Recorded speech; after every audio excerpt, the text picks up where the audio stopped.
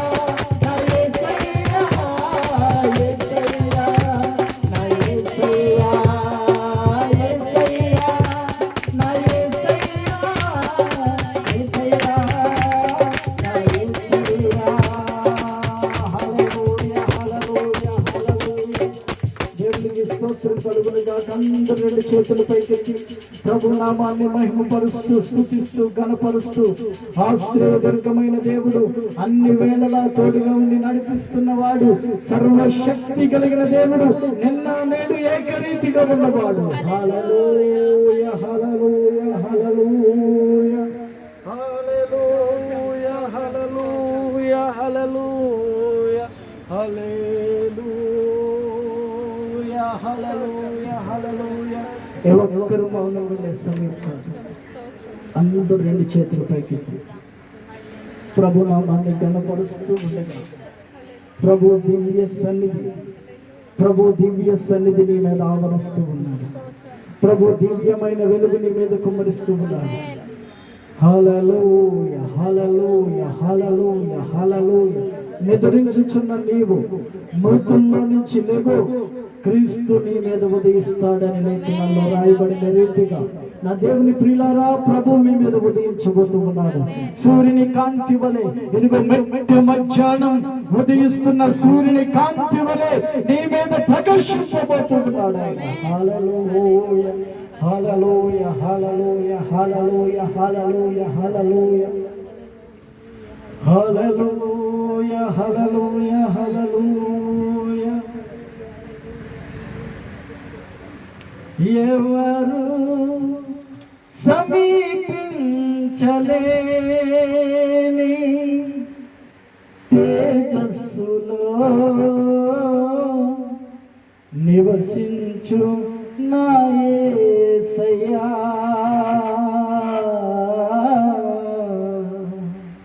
నివసించు నా యేసయ్యా, యేసయ్యా యేసయ్యా యేసయ్యా నా యేసయ్యా, యేసయ్యా నా యేసయ్యా.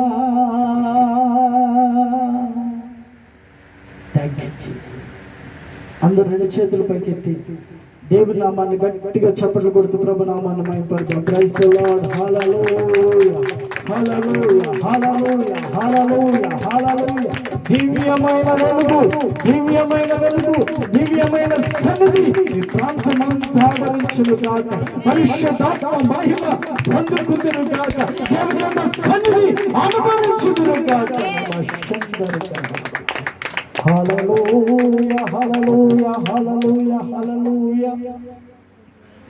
స్తోత్రం స్తోత్రం స్తోత్రం స్తోత్రం స్తోత్రం స్తోత్రం స్తోత్రం స్తోత్రం స్తోత్రం స్తోత్రం స్తోత్రం స్తోత్రం స్తోత్రం. దేవానికి వందనాలు, స్తోత్రము స్తోత్రములు నాయన. పరిశుద్ధుడానికి వందనాలు, స్తోత్రం స్తోత్రం స్తోత్రం స్తోత్రం స్తోత్రం స్తోత్రం.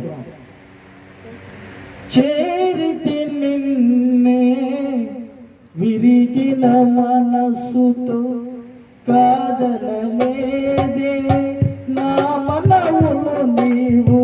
చేరితి నిన్నే విరిగిన మనసుతో కాదనలేదే నా మనవులు నీవు. హృదయం నిండిన గానం నన్ను నడిపే ప్రేమ సాయం. నిరతమనాలో నీవే చరణి దివ్యరూపము. హృదయం నిండిన గానం నన్ను నడిపే ప్రేమ సాయం. నిరతమనాలో నీవే యేసయ్యా.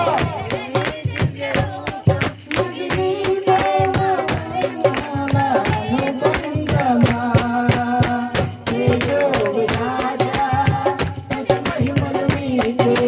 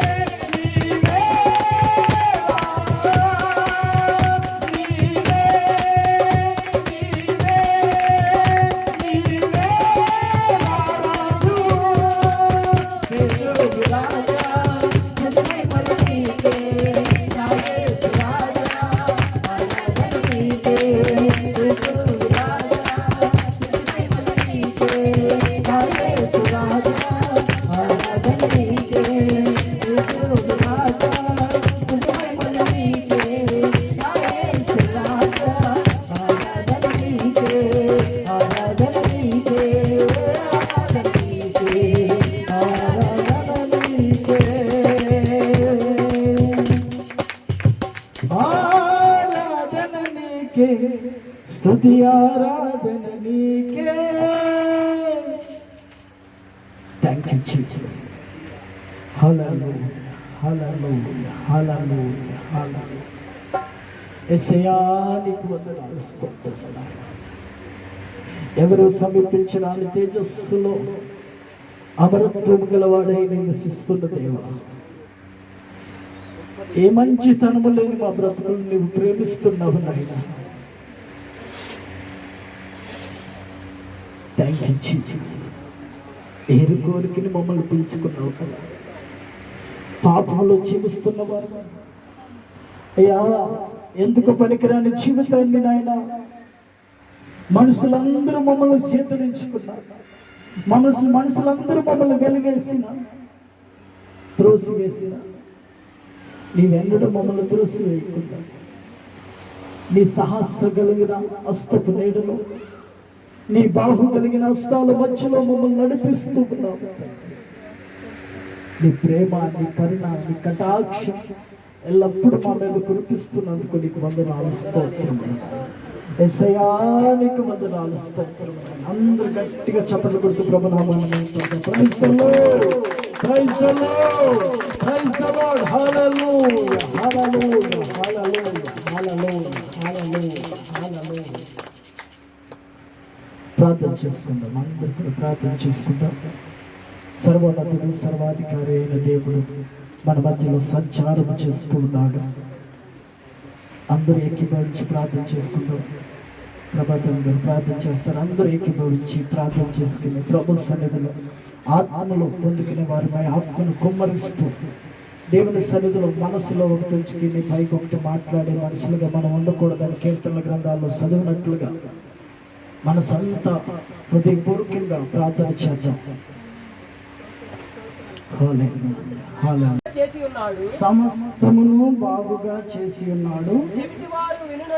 చెవిటి వారు వినున్నట్లుగాను, మోగవాడు మాట్లాడినట్లుగాను చేయుచున్నాడని చెప్పుకొని అపరిమితముగా ఆశ్చర్యపడిరి. దేవునికి స్తోత్రం. హల్లెలూయా హల్లెలూయా. వడ్లవాని కుమారుడు మన మధ్యలోనే, యేసేపు యోధా సహోదరుడు మన మధ్యలోనే తిరిగిన వాడు. ఈయనను ఇప్పుడు దాకా అందరూ ఆయన వెనకాల తిరుగుతూ ఉంటే ఏమో అనుకున్నాము, రొట్టెల కోసం తిరుగుతున్నారేమో, ఆహారం కోసం తిరుగుతున్నారేమో అని అనుకున్నాము. కానీ ఈయన సమస్తమును, అబ్బా దేవునికి స్తోత్ర, హల్లెలూయా. ఒకటి చేసి ఒకటి వదిలిపెట్టడం కాదు, ఒకటి చేసి ఇంకొకటి మానేయడం కాదు, ఏదో ఒక స్పెషలిస్ట్గా దేవుడు ఉండడం కాదు. కానీ యేసయ్య సమస్తమును చేయగలిగిన వాడు. ఎందుకంటున్నారంటే ఆ మాట ఎందుకంటున్నారంటే, యేసు ప్రభు ఆ మార్గాన్ని వెళుతూ ఉన్నప్పుడు, నేను ఇక్కడ రాసుకున్న మాటలు కొన్ని చెప్తాను మీకు. దేవునికి స్తోత్రం. ఆయన మరలా తూరు ప్రాంతములు విడిచి సిదోను ద్వారా దెక్కుపోలే ప్రాంతముల మీదుగా గలిలయ సముద్రం వద్దకు వచ్చెను. దేవునికి స్తోత్రం, హల్లెలూయా. అక్కడ ఎన్ని పేర్లు ఉన్నాయి? ఆడ ఎన్ని పేర్లు ఉన్నాయి? 3 4 ఉన్నాయి. 4 ఉన్నాయి చెప్తా. ఆ ప్రాంతానికి వచ్చినప్పుడు కొంతమంది పెద్ద మనుషులు, కొంతమంది అధికారులు, కొంతమంది శిష్యులు కలిసి ఒకరిని తీసుకుని వచ్చారు. వాడేమో చెమటోడు, మోగోడు. దేవునికి స్తోత్రం, హల్లెలూయా. చెమటోడు, మోగోడు. వాడిని ముట్టమంటున్నారు యేసు ప్రభుని. ప్రభువా, నువ్వు వీడిని ముట్టుకుంటే ఇటు బాగుపడతాడు ఆయన. ఇప్పుడు కొంతమందికి చెమట దెయ్యాలు ఉంటాయి. వాళ్ళ దగ్గర నువ్వు ఎంత గట్టిగా వాక్యం చెప్పు, వాళ్ళకి వినపడదు. నువ్వు ఎంత గట్టిగా ప్రార్థన చేయి, దెయ్యమా పో పో అని ప్రార్థన చేయి, అది పోదు. ఎందుకంటే అది చెమిటిది. ఇక్కడ ప్రత్యేకంగా ప్రార్థన చేశాడు యేసు ప్రభు. పలు చోట్ల దెయ్యాలను వెళ్ళగొట్టాడు, పలు చోట్ల రోగులను స్వస్థపరిచాడు, కుష్ఠరోగులను బాగు చేశాడు, అంగహీనులను బాగు చేశాడు. దెయ్యాలు పట్టుకున్న వాళ్ళు యేసు ప్రభు దగ్గరికి వస్తూ ఉండగానే, యేసు ప్రభు మాట్లాడుతూ ఉండగానే ఆ మాటలు విని గలగల బిలబిలాడించి వారిని కింద పడేసి వెళ్ళిపోయిన రోజులు ఉన్నాయి. అయితే ఈ కేసు ఎలాంటిదంటే మహా డేంజర్. ఎందుకంటే వాడు సమాధానం చెప్పలేడు, మాట్లాడింది వినలేడు. దేవునికి స్తోత్రం, హల్లెలూయా. అంతకు ముందు ఇంకొక దెయ్యాన్ని పట్టుకున్న కుమారుని ఒకడు తీసుకొస్తే, ఏయ్ నీ పేరేంటి అంటే దానికి వినపడింది కనుక అది అంది, నా పేరు సేనా. నా పేరు సేనా అంటే అనగా మేము అనేకులు అన్నాం. అయితే ఇప్పుడు వచ్చిన కేసు ఏంటంటే అది మాట్లాడలేదు, మొగదు, చెబుతుంది. మరి ఏం చేయాలి యేసు ప్రభు? దెయ్యమా పోలా అంటే పోతుందా? నా దేవుని ప్రియులారా, అనేక మందికి ఇలాంటి పనికిమాలిన దెయ్యాలు పట్టి ఉంది. మనం ఎంత సువార్త అన్న చెప్పు, వారికి ఎంత మన సాక్ష్యం అంత చెప్పు, అందరు ఇలాగే చెబుతారులే, వినపడది. కానీ ఆత్మ సంబంధంగా ఈ గుణం వాళ్ళకి లేక, అబ్బా అందరు ఇలాగే సాక్ష్యం చెప్తారండి. నేను రాత్రి ఒక ఇల్లు ఓపెనింగ్కి వెళ్ళాను. ఇల్లు అంటే వాళ్ళది కాదు, కాకపోతే వాళ్ళు పనిచేసే చోట వాళ్ళ మేడం వాళ్ళు ఒక రూమ్ కట్టి ఇచ్చారు వాళ్ళకి ప్రత్యేకంగా. ఆ రూమ్ ఓపెనింగ్కి వెళ్ళాను. ప్రార్థన చేసి పాలు పొంగించండి అయ్యగారు అంటే, అమ్మ మీరు పొంగించుకుంటే నేను ప్రార్థన చేస్తాను అన్నాను. సరే మేము వెళ్ళేదాకా మొత్తం మీద వాళ్ళ ఇంట్లో కూడా బయట నిలబడ్డారు అందరూ. వెళ్ళి ప్రార్థన చేసి వాళ్ళు పొయ్యి వెలిగించుకున్నారు. ప్రార్థన చేసిన తర్వాత ఆ బయట ఉన్న వాళ్ళు రెండ్రా లోపల కాసేపు వాక్యం చెప్తానంటే రారా, ఎంఐఎంఈలు ఉన్నారు, రెండ్రా వచ్చి కూర్చోండి రా, అది ఆ భోజనం ఉడికేలోపు మీకు ఆ వాక్యం చెప్తానంటే అబ్బే ఒకడు ఫోన్కి ఎంచుకుంటాడు, ఏదో మాట్లాడుకుంటాడు. మొత్తం మీద వచ్చారు. వస్తే కాసేపు వాక్యం చెప్పి ప్రార్థన చేసి వచ్చి ఇంటికి వచ్చేటప్పుడు 12 అయిపోయింది రాత్రి. దేవునికి స్తోత్రం, హల్లెలూయా. చూడండి, వినపడినప్పుడు ఏం చేయాలి?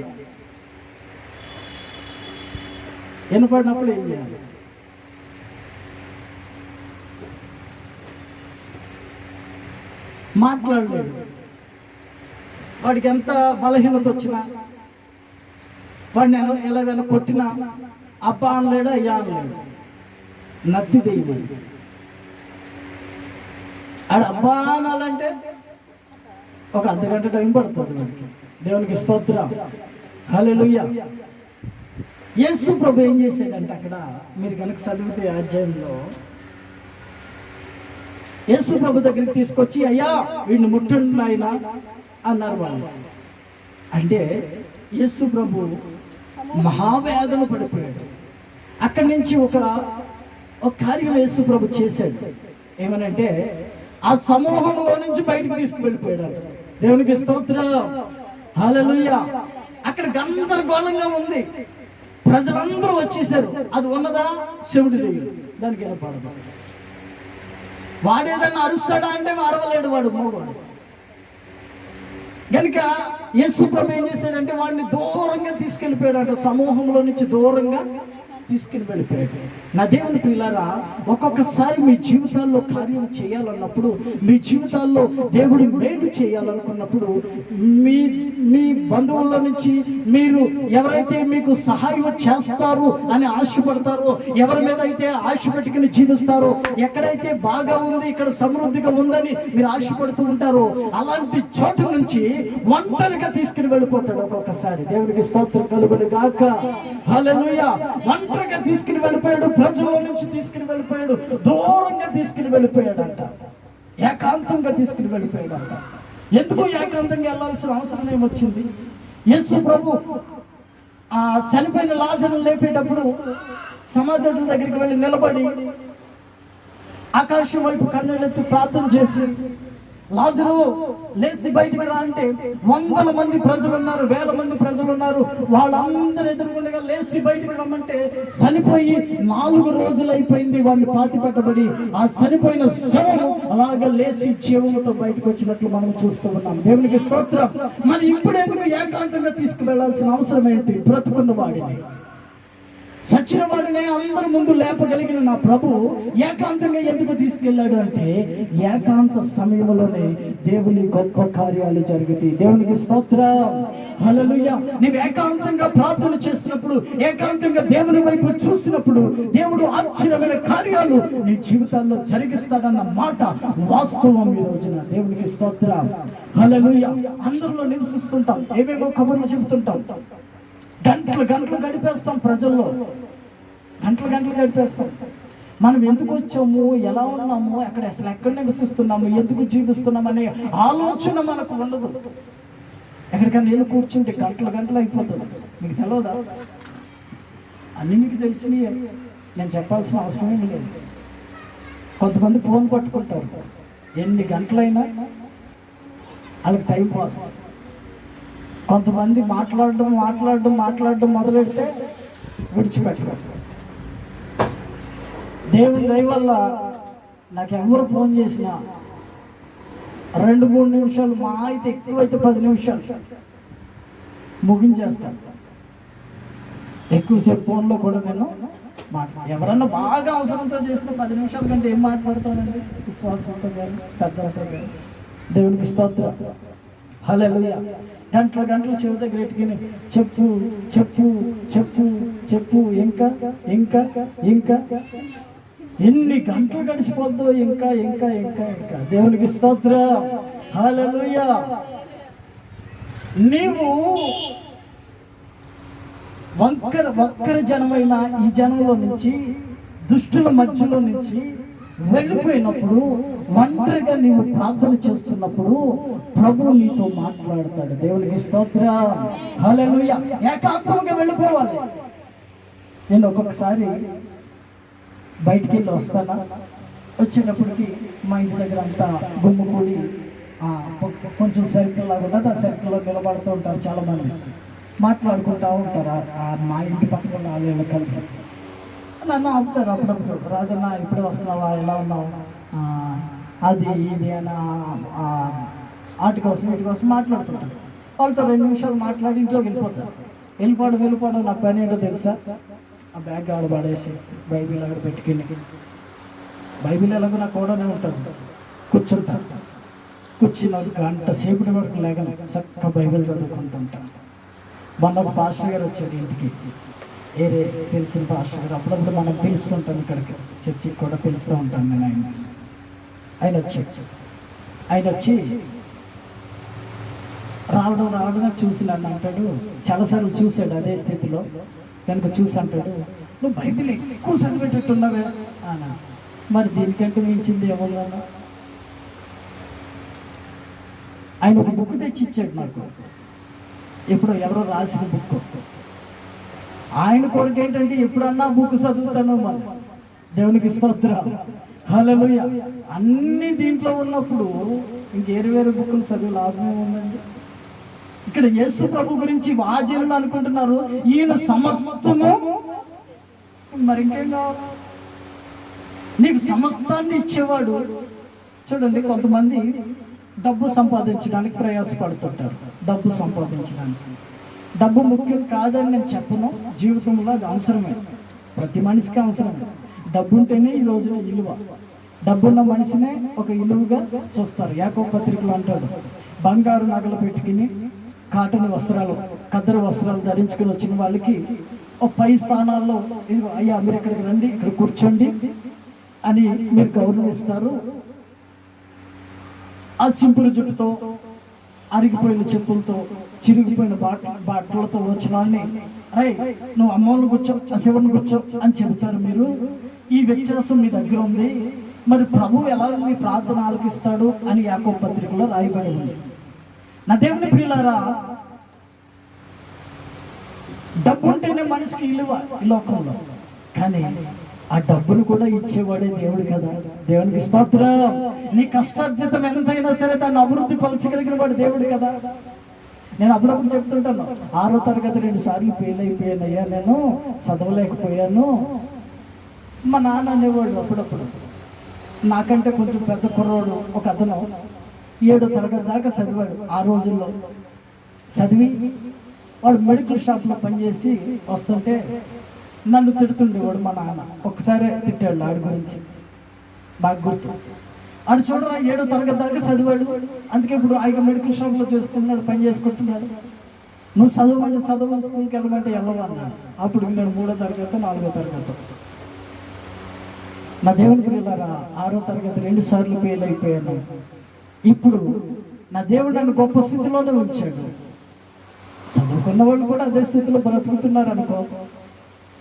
ఒక ప్రక్క ఆనందం లేక, సంతోషం లేక, పిల్లలు లేక, సంతానం లేక, అభివృద్ధి లేక, ఎంత చేసినా ఎంత సంపాదించినా ఒక పైసా ఆదాయము, ఆ పైసా ఆదాయము నిలవేయలేని పరిస్థితుల్లో కొట్టుమిట్లాడుతూ ఉన్నారు ప్రజలు. దేవునికి స్తోత్రం, హల్లెలూయా. ఎప్పుడైతే వచ్చిన దాంట్లో సమృద్ధి కలిగి, వచ్చిన దాంట్లో సంతృప్తి కలిగి, ఒంటరిగా దేవుని వైపు చూస్తూ, ఏకాంతంగా దేవుని వైపు ప్రార్థన చేస్తూ ఉంటామో, అప్పుడు ఆయన అన్ని సమస్తము చేయగలిగిన వాడు. దేవునికి స్తోత్రం. ఎప్పుడైతే ఒంటరిగా జీవిస్తామో, ఎప్పుడైతే ఏకాంతంగా ప్రభు దగ్గరికి వెళతామో, అప్పుడు సమస్తము చేయగలిగిన వాడు. దేవునికి స్తోత్రం, హల్లెలూయా. ఈ రోజున యేసు ప్రభు అనేక మందిలో తిరిగేవాడు. యేసు ప్రభు వెళతా ఉంటే ఆయన వస్త్రాన్ని ముట్టుకుంటే బాగుపడిపోతున్నారు జనం. సమస్త రోగం, తీరని రోగం, భయంకరమైన రోగం, సంవత్సరాల తరబడి ఆ రోగంతో బాధపడుతున్న వారు సైతం ఆయన వస్త్రాన్ని ముట్టుకుంటే ఆయనలో నుంచి ప్రభావం బయటకు వెళ్ళి వాళ్ళు బాగుపడినట్లు మనం చూస్తూ ఉన్నామే. మరి యేసయ్య ఎందుకు ఏకాంత ప్రార్థన చేయడానికి వెళ్ళాడు? అర్థమవుతుందా మీకు? ఏకాంత ప్రార్థన చేయడానికి ఎందుకు వెళ్ళాడు? రాత్రిపూట కొండకు వెళ్ళిపోయేవాడు, రాత్రి అంతా ప్రార్థన చేసి ఉదయాన్నే మందిరానికి వచ్చినవాడు. వేల మంది ప్రజలు వచ్చేసేవాడు మందిరానికి. దేవునికి స్తోత్రం. వీడిని ప్రజల్లో ఉంచవచ్చు కదా. నాకు ఆలోచన, అందరినీ బాగు చేసినట్టు వాడిని బాగు చేయొచ్చు కదా. అందరికీ చేసినట్లు నీకు కూడా చేయొచ్చు కదా. మనం అనుకుంటాం వాళ్ళే మంచిగా ఉన్నారు కదా, ఎప్పుడు ప్రార్థనకి వెళ్ళిన వాళ్ళు వాళ్ళే బాగా బతుకుతున్నారు, వారానికి 2 సార్లు సినిమాలు చూసేవాళ్ళు వాళ్ళే సంతోషంగా ఉంటున్నారు. మనం సినిమాలు మానేసాము, తాగుడు మానేసాం, సిగరెట్లు మానేసాం, దేవుని సన్నిధిలో భయభక్తులు కలిగి ఉంటున్నాం. మనకే ఎందుకు శోధన, మనకే ఎందుకు ఒంటరితనం, అందరూ వెలివేసినట్లు మనతో మాట్లాడుతూ మానేశారు. ఇదిగోనండి, ప్రభువుని నమ్ముకోక ముందు అందరూ నాతో బాగా మాట్లాడేవాళ్ళండి. ప్రభువుని నమ్ముకున్న తర్వాత మాట్లాడమే మానేశారండి. మా ఇంటి పక్క వాళ్ళు నన్ను చూస్తేనే తలుపేసేసుకుంటున్నారండి అని ఏడ్చేవాళ్ళు కూడా ఉన్నారు. నా దేవుని ప్రియులారా, నిన్ను ఒంటరిగా పిలిచాడు అంటే ఏదో ఒక గొప్ప కార్యాన్ని చేయబోతూ ఉన్నాడు నా ప్రభు. దేవునికి స్తోత్రం. ఒంటరిగా పిలిచాడు, ఏకాంతంగా నిన్ను తీసుకుని వెళ్ళిపోయాడంటే ఈ ఒక్కరు జనము మధ్యలో నీ ఉండకూడదని, దేవుడిచ్చే గొప్ప ఆశీర్వాదం నీవు మాత్రమే పొందాలని ఆయన కోరుకుంటూ ఉన్నవాడు నీ కొరకు. దేవునికి స్తోత్రం, హల్లెలూయా. ఏకాంతంగా తీసుకుని వెళ్ళిపోయి ఆకాశం వైపు కన్నులెత్తి నిట్టూర్పు విడిచాడంట నా ప్రభు. నిట్టూర్పు విడిచాడంట. విడిచి వాడిని ముట్టుకిని ఎపాతా ఎప్తా అన్నాడు ఒక్కసారి. యేసు నామములో పో పో పో అంటే పోతుంది అది. ఆ పట్టుకున్నది ఎలాంటిది? ఎట్లాంటిది అది? చెవుడిది. దానికి వినపడదు. అంతేనా? తను ఎదురు ఏమంటున్నావయ్యా నాకు వినపడలేదు అని చెప్పడానికంటే అంటాడు, మాట్లాడతాడు మోగోడు. కనుక యేసయ్య బహుభారం కలిగి, వాడి మీద శ్రద్ధ కలిగి ఆకాశం వైపు కన్నులెత్తి నిట్టూర్పు విడిచి ఎప్తా. వాడు ఏం చేశాడు అంటే అప్పుడు ఏం చేశాడు? చదువు. ఆ మాటకు తెరవబడమని అర్థం అంట. దేవునికి స్తోత్రం. ఆ మాటకు తెరవబడమని అర్థం. ఆ మాటకు తెరవబడమని అర్థం. అంతటా వాని చెవులు తెరవబడిన. దేవునికి స్తోత్రం. వాని నాలిక నరము సడలి వాడు తేటగా మాట్లాడసాగాడండి. దేవునికి స్తోత్రం. హల్లెలూయా. చూడండి, చచ్చిపోయే ముందు మనిషి చచ్చిపోయే ముందు మొదటగా పని చేయడం మానేసేది ఏంటో తెలుసా? చెవులు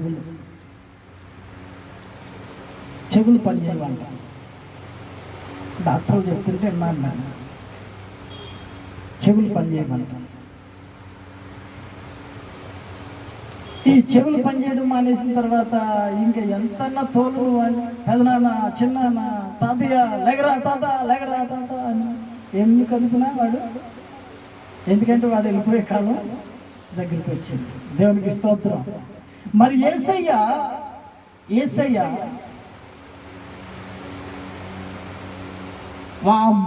మొదటిగా వాడిని ఏమన్నాడు? ఎప్తా అన్నాడు. తెరవబడును కాక అంటే మూయబడిన చెవులు మొదటగా చచ్చుబడిపోయిన చెవులు తెరవబడితే యేసయ్య స్వరము వాడిలోనికి వెళితే వాడు నోరే కాదు గుండె కూడా పని చేస్తుంది. దేవునికి స్తోత్రం. యేసయ్య స్వరము వాడిలోనికి వెళితే వాడు నోరే కాదు, వాడు కార్యాలు లెవర్లో కూడా పని చేస్తాయి. దేవునికి స్తోత్రం. యేసయ్య స్వరము నీవు తేటగా వినగలిగితే నీ సర్వ శరీరంలో ఉన్న రోగములు బాగుపరచబడతాయి. కండరాలు, నరాలు, ఎముకలు సడలింపబడతాయి. యేసు నామములో ప్రతి రోగము నిన్ను విడిచిపోతుంది. కనుక యేసయ్య స్వరము నీవు వినాలి అంటే నీ చెవులు తెరవబడాలి ముందు. దేవునికి స్తోత్రం. ఈ గందరగోళంలో ఉంటే నీ విను. గందరగోళంలో ఉంటే, ప్రజల మధ్యలో ఉంటే, సరదాల మధ్యలో ఉంటే, పాటల మధ్యలో ఉంటే, డీజే ముంగట ఉంటే నీవు యేసయ్య స్వరం నీకు వినబడదు. నీ రోగం నిన్ను విడిచి పోదు. దేవునికి స్తోత్రం. హల్లెలూయా. పడిపోతే గుండాలతో చచ్చిపోయాడు తాగి. దేవుని సన్నిధికి వచ్చిన తర్వాత, దేవుని మాటలు వింటూ ఉన్న తర్వాత లోకానుసారమైన పనులకు నువ్వు వెళ్ళవనుకో, లోకానుసారమైన బ్రతకాలని ఆశపడ్డావనుకో, మొదటిగా నీ చెవులు వినబడడం మానేస్తాయి. సాధారణ గడ అది పెడతాడు, పట్టుకొచ్చి డీజే సౌండ్ డించి డించి డించి. ఇంక యేసయ్య స్వరం వినడానికి ఇంకేడ దొరుకుతుంది నీకు? దేవునికి స్తోత్రం.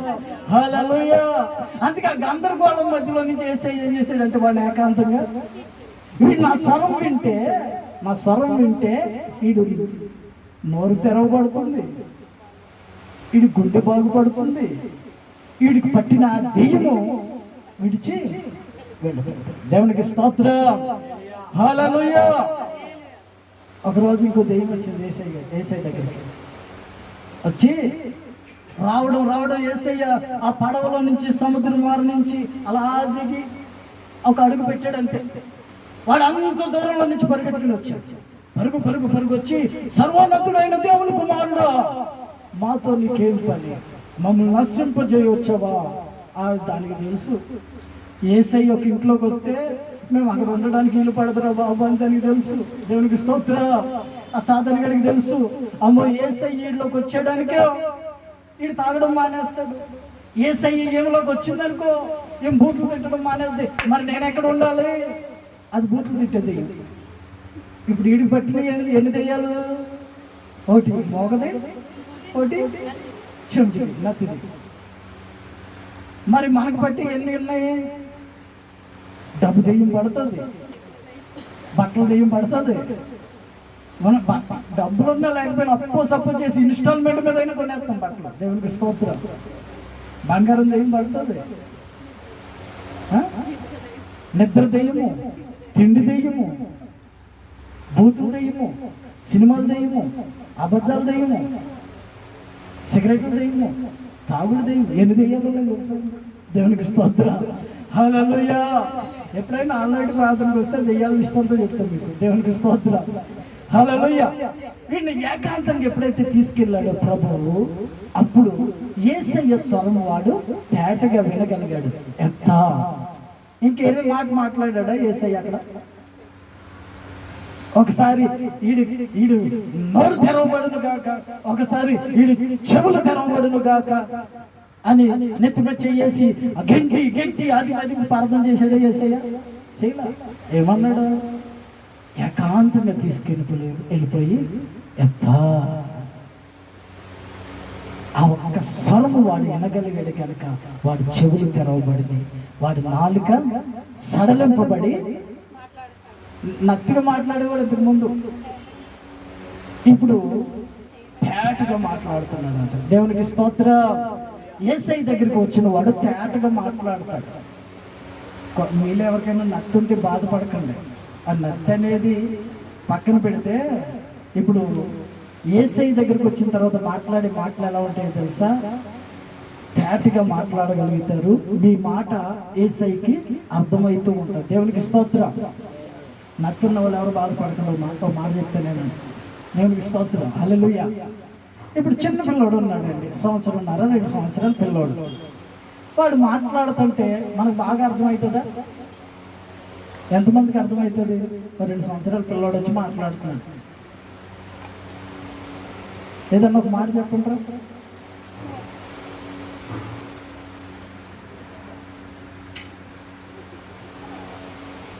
పిల్లలకి తువ్వ తువ్వ తువ్వ. ఏంటి తువ్వ అంటే? నీళ్ళు.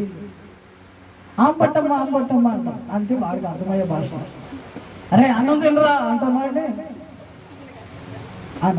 అంటే వాడు భాషలో మనం మాట్లాడుతున్నాం. వాడు మాట్లాడేటప్పుడు ఏదైనా వంకరగా మాట్లాడినా, నత్తిగా మాట్లాడినా, అది భాష అర్థం కాకపోయినా మమే మమే మమే మమే అంటాడు. అప్పుడు మనం ఏం చెబుతామంటే, వాళ్ళ మమ్మీ ఏం చెబుతుందంటే పక్క వాళ్ళకి చెబుతారు, అది వాడు చూసి నన్ను పిలిచి అది తీసుకెళ్ళమంటున్నాడు అన్నాడు అయినా వాళ్ళ మమ్మీకి అర్థమైంది. ఒకవేళ వాడు నత్తిగా మాట్లాడిన వాళ్ళ నాన్న కానీ, వాళ్ళ మమ్మీ కానీ, వాళ్ళ మేనమామ కానీ ఏం చేస్తారంటే వాడిని మళ్ళీ మళ్ళీ మళ్ళీ మాట్లాడిపించుకుంటారు. ఎందుకంటే వాడు మాటలు మహా సరదాగా ఉన్నాయి. నత్తుడు మాటలు, చిన్నోడు మహా సరదాగా ఉండబట్టి వాడు మాట్లాడిపించుకుంటూ ఉంటారు. అలాగే మీరు ఎంత నత్తిగా మాట్లాడినా, మీకు పాట పాడడం రాకపోయినా, ప్రార్థన చేయడం రాకపోయినా, వాక్యం చదవడం రాకపోయినా, మీరు చదివే వాక్యము, మీరు పాడే పాట, మీరు మాట్లాడే మాట, మీరు చేసే ప్రార్థన నా ప్రభు తేటగా వింటాడు. దేవునికి స్తోత్రం. నా ప్రభు తేటగా విని మీ బాధ తెలుసుకున్నవాడు, ఆయన సమస్తము చేయగలిగిన వాడు. దేవునికి స్తోత్రం. హల్లెలూయా. ఒకరోజు ఇంకొక గుడ్డోడిని తీసుకుని వచ్చారు. ఇది గుడ్డి దెయ్యం తీసుకుని వచ్చి ప్రభువా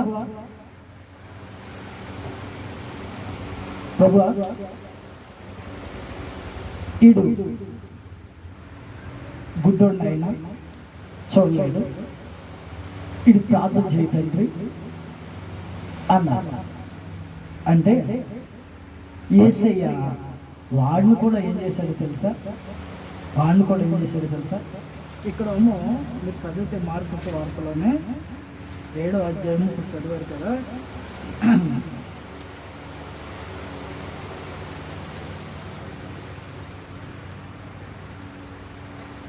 7వ అధ్యాయంలో వాడిని ఏకాంతముగా ప్రభు తీసుకుని పోయాడని రాయబడి ఉంది. 8వ అధ్యాయంలో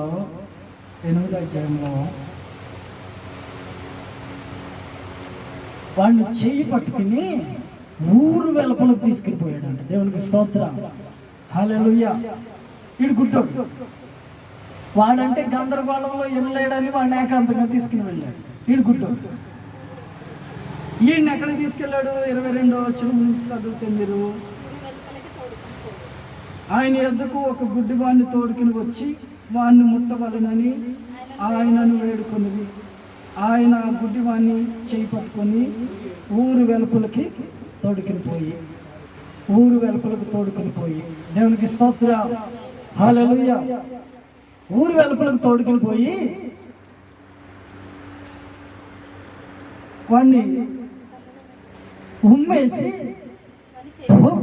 అని ఉమ్మేసి, వాడు ముఖంలో కాదు కన్నులు కానీ మూసి ఆ ఉమ్మ కన్నుకు రుద్ది వాడి మీద చేతులుంచి, ఇది చాలా ప్రాసెస్ అన్నమాట.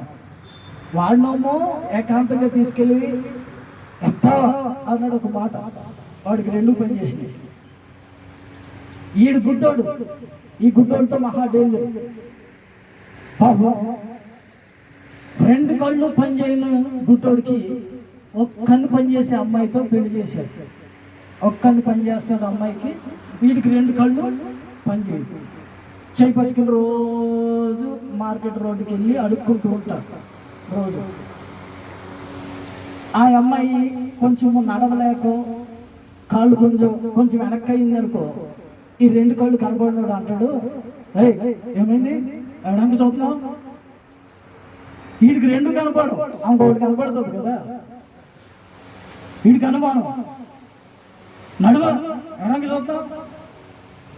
ఈ గుడ్డోడైనా నడ్డోడైనా కొంచెం మగోడు కనుక వాడు స్పీడ్గా నడుస్తున్నాడు, అమ్మాయి మా ఆడపిల్ల కనుక నడవలేకపోతుంది. వీడు లాగి డౌట్ వీళ్ళకి. దేవునికి స్తోత్రం, హల్లెలూయా. గుడ్డోడు అనుకుంటాడంట, పాపం గుడ్డోడు కదా అని అందరూ ఒక డజన్ అరటిపళ్ళు తెచ్చుకుని సగం సగం తిని అది గుడ్డోడు కదా పాపం వాడికినేవాడు రోజును అని చెప్పి వాడికి పూర్తిగా అరటిపళ్ళు ఇచ్చారంట. వాడు అనుకుంటున్నాడంట, నా గుడ్డోడిని పనికిమాలినోడిని తెలుసాడికి, పనికిమాలినోడిని నాకే ఫుల్గా ఒకటి ఇచ్చేసారంటే ఏడైనా తిన్నారో ఈ డౌట్ లేదు. కనుక యేసయ్య ఏం చేశాడంటే ఊరు వెలుపలకు తీసుకుని పోయాడు. దేవునికి స్తోత్రం, ఊరు వెలుపలకు తీసుకుని పోయి అనుమానం గుడ్డోడికి బాగా అనుమానం అండి.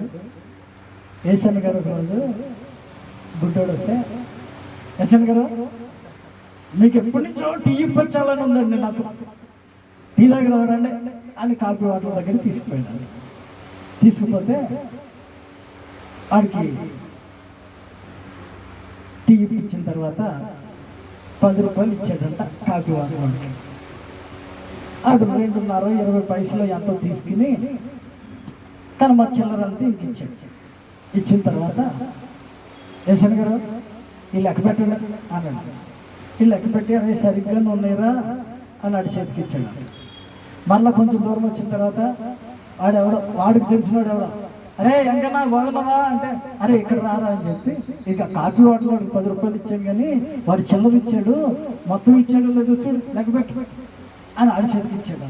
అంటే వీడికి వాడు మొత్తం ఇచ్చాడా లేదా అని డౌట్. నిజాలు వాళ్ళకి చూస్తే కానీ అర్థం కాదు, చూడాలంటేనా కాదు. నా దేవుని ప్రియులారా, మీకు కూడా కొన్ని నిజాలు మీకు అర్థం కావు. సేవలో ఎంత కష్టం ఉంటుందో, విశ్వాసులు ఎవరైనా శ్రమలో ఉన్నారు, అప్పుల బాధల్లో ఉన్నారంటే వాళ్ళు ఎందుకు అప్పుల బాధల్లోనికి వెళ్ళారు, వాళ్ళు ఎందుకు నడుము నొప్పితో బాధపడుతున్నారు, వాళ్ళు ఎందుకు కష్టంతో బాధపడుతున్నారు అర్థం కాక, మీరు యేసు ప్రభువుని నమ్ముకున్నారు కదా మీకు ఎందుకు వస్తుంది నడుము నొప్పి, మీరు యేసుని నమ్ముకున్నారు కదా మీకు ఎందుకు వచ్చిన జ్వరము అని అడిగే వాళ్ళు కూడా. వాళ్ళు ఎలాంటి వాళ్ళు అంటే గుడ్డోళ్ళు. దేవునికి స్తోత్రం, హల్లెలూయా. యేసయ్య వీళ్ళని ఊరు వెలుపలకు తీసుకుని పోయి ముఖం మీద ఉమ్మేసి కళ్ళు మీద రాసి చేతుల నుంచి ప్రార్థన చేసి,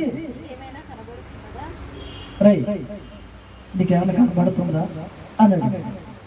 వాడు కళ్ళు అలా తుడుచుకుని బాగా కన్నులు ఎత్తి చూసి వాడు అంటాడు అయ్యా, మనుషులు నాకు కనబడుతున్నారు కానీ వాళ్ళు చెట్ల వల్లే ఉన్నారయ్యా, చెట్ల వల్ల నడుస్తున్నారంట. దేవునికి స్తోత్రం, హల్లెలూయా. మనుషులు కనబడుతున్నారు కానీ చెట్లలో నడుస్తున్నారు, చెట్లలాగా ఉన్నారు. అందుకని పలు చోట్ల ప్రభు మనుషుల్ని చెట్లతో పోల్చాడు. అంజూరపు చెట్టు అని, ద్రాక్ష చెట్టు అని, ద్రాక్ష తీగని పలు చోట్ల పోల్చాడు. ఫలించండి అని చెట్లతో పోల్చుకొచ్చాడు. ఈడు అంటాడు మనుషులు నాకు కనబడుతున్నారు కానీ చెట్లలే కనబడదు. అప్పుడు యేసయ్య మరలా ఆత్మ సంబంధమైన గుడ్డోళ్ళు బాగు చేయడం చాలా ప్రాసెస్ అండి. దేవునికి స్తోత్రం, హల్లెలూయా. చెవిటోడు ఇనపండోడు ఒక్క మాటకే సెట్ అయ్యాడా? చెవిటోళ్ళుగా ఇనపడినోళ్ళుగా ఉన్నారంటే మీరు ఒక మాటగా సెట్ అవుతారు. దేవునికి స్తోత్రం. గుడ్డితనంతో జీవిస్తున్నారనుకో, ఎన్ని మేలు చేసినా, నీ కుటుంబంలో చనిపోయే స్థితిలో నుంచి నిన్ను లేవనెత్తినా, భయంకరమైన బలహీనతలో నుంచి నిన్ను లేవనెత్తినా, భయంకరమైన దైవపు శక్తుల నుంచి నిన్ను విడిపించినా, భయంకరమైన దరిద్రపు స్థితిలో నుంచి నిన్ను విడిపించినా, ఇవన్నీ కూడా నీవు అనుభవిస్తూ చూస్తూ కూడా చూడని దానికిలాగా చూడని వాడికిలాగా జీవిస్తూ ఎప్పటికప్పుడే దేవుడు చేసిన మేలు మరచిపోతూ ఉన్నావా? నీ ఆత్మ సంబంధమైన గుడ్డితనాన్ని బాగు చేయడు యేసయ్యకే ఎంత ప్రాసెస్ చూడదు. వాడిని ఊరు వెలుపులకు తీసుకెళ్ళాడు, వాడి మీద మొఖం మీద ఉమ్మేశాడు, చేతితో రుద్దాడు, నెత్తి మీద చెయ్యేశాడు, ప్రార్థన చేశాడు. చూడరా అంటే ఇంకా తేటగా కనపడుతుంది వాడికి. చూడరా అంటే అక్కడక్కడే చూస్తారు కొంతమంది. దేవునికి స్తోత్రం. మనోనేత్రములు తెరవబడిన వారై ప్రభు ఇచ్చే కార్యాలను, ప్రభు చేస్తున్న అద్భుతమైన కార్యాలను జాగ్రత్తగా కనిపెట్టిన వారై, తెల్లగా చూసిన వారై మీరు దేవుని ఆశీర్వాదాలు పొందుకోవడానికి ఇదిగో ఈయన సమస్తమును బాగు చేయగలిగిన వాడని నమ్మగలగాలి. దేవునికి స్తోత్రం, హల్లెలూయా. వాడిని మళ్ళా రెండోసారి ప్రార్థన చేసి, ప్రభు ఇప్పుడు చూడరా అంటే వాడు అంటాడు, అయ్యా ఇప్పుడు నాకు తేటగా కనపడుతుంది. దేవునికి స్తోత్రం, హల్లెలూయా. నా దేవుని పిల్లలారా, కొన్ని విషయాలు మొదటి చదివిన వచనం అనుకుంటా కాదు, 33వ వచనం, 7వ అధ్యాయం 33వ వచనంలో మీకు కొన్ని మాటలు చెప్తాను. అక్కడ తూరు అని ఉందా? తూరు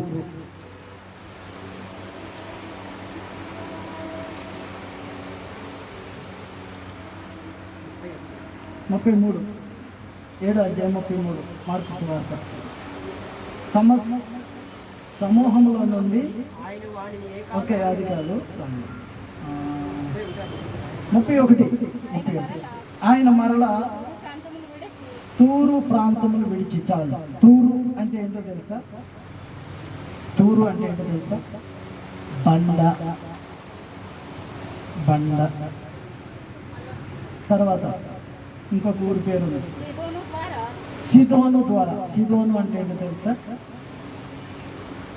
సిదోను అంటే ఏంటో తెలుసా? వేటాడుట లేక చేపల పట్టుట.